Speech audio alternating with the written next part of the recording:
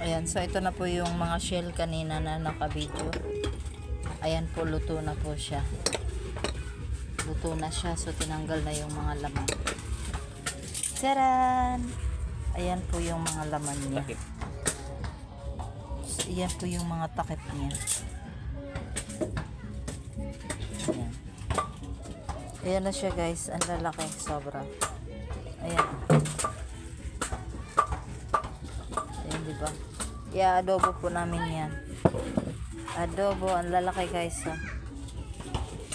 Ayan pa. Saan itong baligyan eh?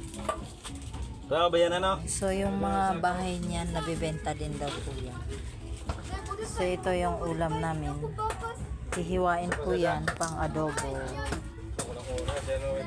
Tsaran! Ayan, so marami po talaga dito ano.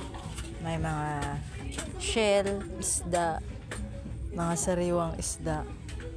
Nakakatuwa po siya tingnan, ang laki talaga. Ayan pa. Ang laki niya. Ayan, thank you for watching.